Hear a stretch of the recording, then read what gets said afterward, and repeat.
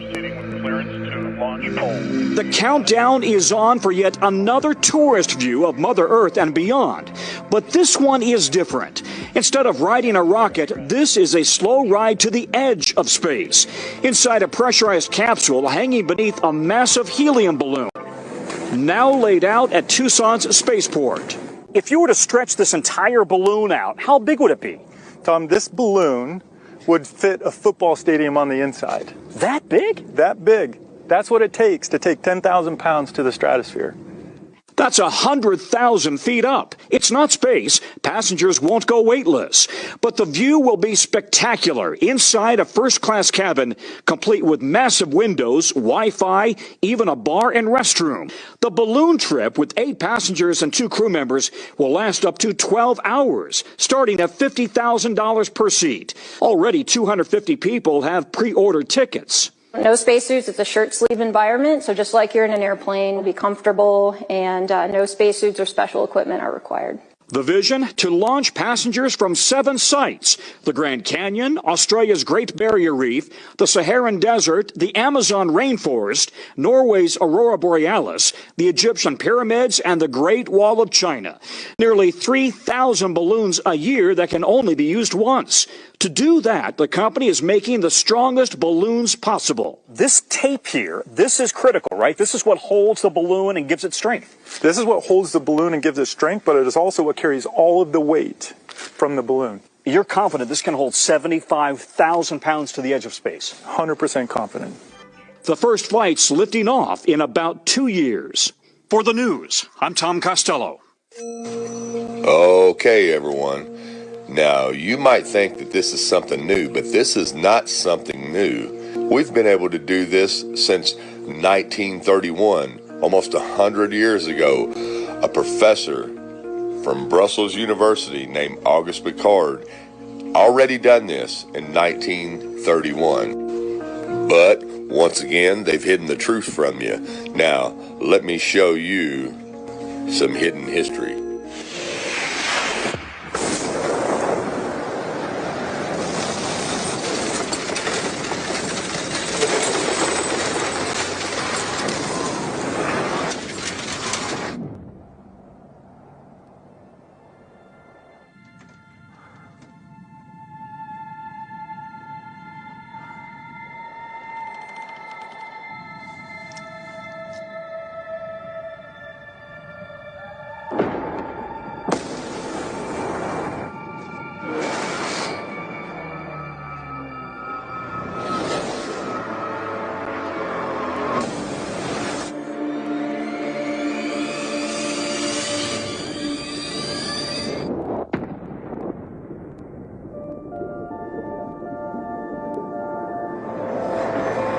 Professor Auguste Piccard, the gatekeeper, a physicist, engineer, and scientist at Brussels University.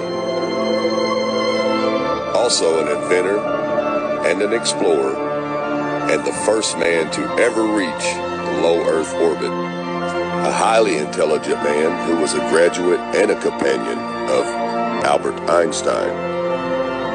So join me now as we take a look into the journey of one of mankind's greatest accomplishments and why it's been hidden. This is a story about legacy. People who know they were put here to do something different, something that would change the world.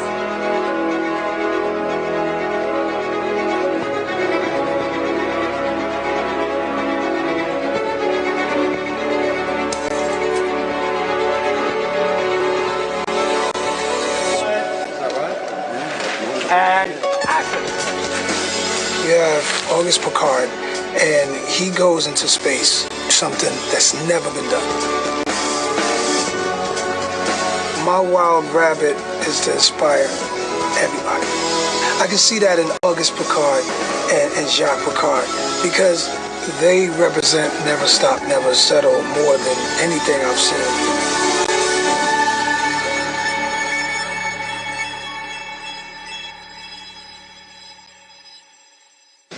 Professor Piccard, the Belgian scientist, started the serious game of searching for the world's roof, searching for the world's roof, searching for the world's roof. Once again, Professor Piccard, the Belgian scientist, has ascended to heights never before reached by man to study the stratosphere, that unknown region which surrounds the Earth at a distance of more than 7 miles. 600,000 feet of hydrogen is forced from these cylinders into the balloon.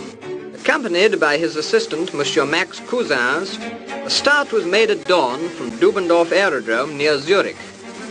The preparations for the flight began at midnight, but thousands of people had made the journey from Zurich in special trains, whilst a battalion of Swiss troops held down the guy ropes.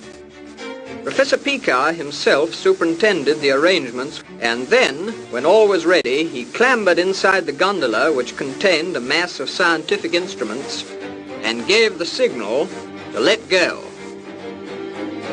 The balloon rose quickly and eventually climbed to over 10.5 miles above the Earth. Just imagine, whilst we were sweltering in the heat wave, he was nearly frozen to death in 15 degrees centigrade below zero.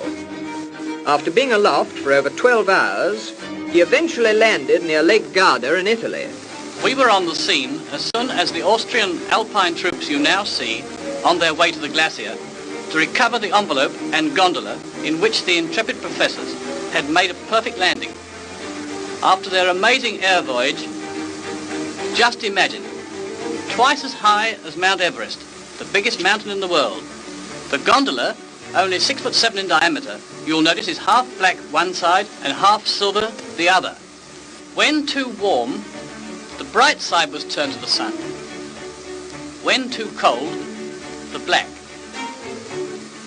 Dr. Kipfer was overjoyed as he handed out each of the many instruments, all in perfect order, and recording highly scientific discoveries of the utmost importance.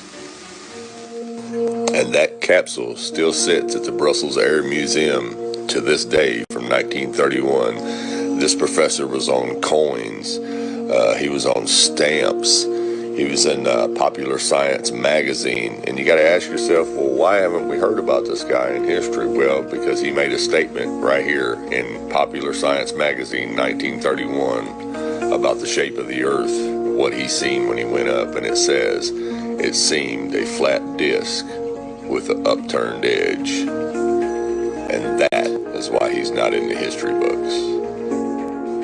But that's the good side to why he's not in the history books. Here's the bad side to why he's not in the history books.